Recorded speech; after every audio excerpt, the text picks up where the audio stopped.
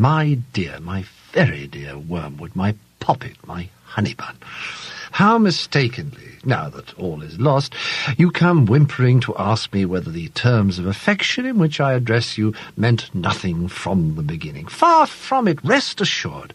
My love for you and your love for me are as alike as two peas. I have always desired you, as you, pitiful fool, desired me.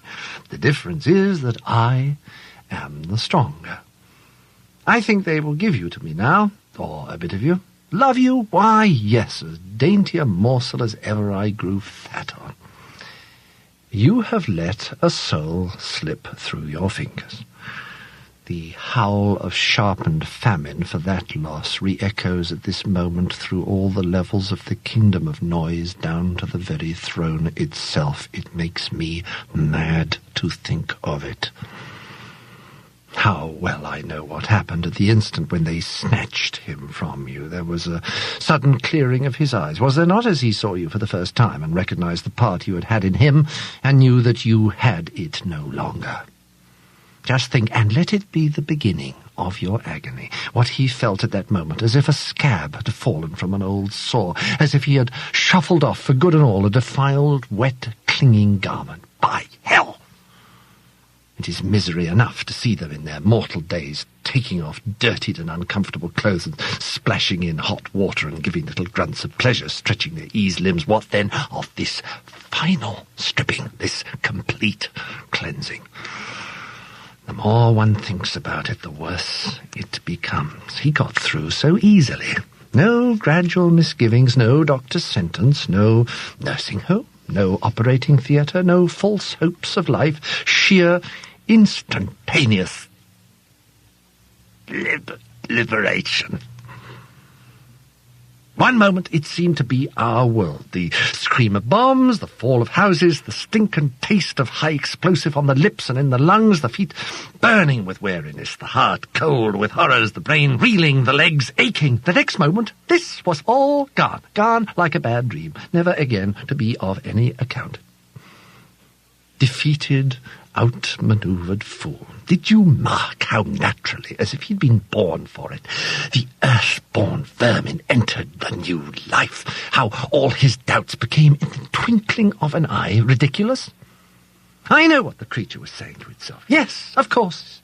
It always was like this. All horrors have followed the same course, getting worse, and forcing you into a kind of bottleneck till, at the very moment when you thought you must be crushed, behold, you were out of the narrows and all was suddenly well. The extraction hurt more, and then the tooth was out. The dream became a nightmare, and then you woke. You die, and then you are beyond death. How could I ever have doubted it? As he saw you, he also saw them! I know how it was. You reeled back, dizzy and blinded, more hurt by them than he had ever been by bombs. The degradation of it, that this thing of earth and slime could stand upright and converse with spirits before whom you, a spirit, could only cower. Perhaps you had hoped that the awe and strangeness of it would dash his joy, but that is the cursed thing. The gods are strange to mortal eyes, and yet they are not strange. He had no faintest conception till that very hour of how they would look, and even doubted their existence. But when he saw them, he knew that he had always known them, and realized what part each one of them had played at many an hour in his life when he had supposed himself alone, so that now he could say to them one by one, not, "Who are you?" but, "So it was you all the time."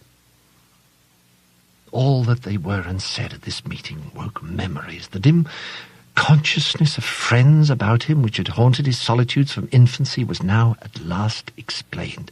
That central music in every pure experience, which had always just evaded memory, was now at last recovered. Recognition made him free of their company almost before the limbs of his corpse became quiet. Only you were left outside.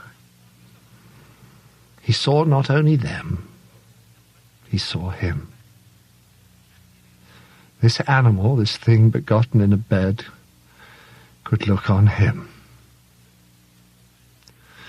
What is blinding, suffocating fire to you is now cool light to him, is clarity itself, and wears the form of a man. You would like, if you could, to interpret the patient's prostration in the presence, his self-abhorrence and utter knowledge of his sins. Yes, Wormwood, a clearer knowledge even than your own, on the analogy of your own choking and paralyzing sensations when you encounter the deadly air that breathes from the heart of heaven. But it's all nonsense.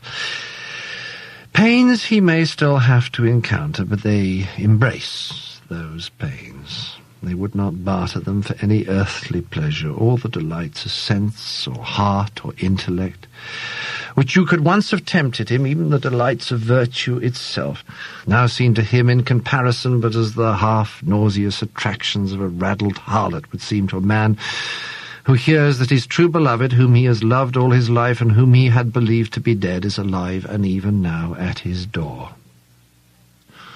He is caught up into that world where pain and pleasure take on transfinite values, and where all our arithmetic is dismayed. Once more, the inexplicable meets us. Next to the curse of useless tempters like yourself, the greatest curse upon us is the failure of our intelligence department.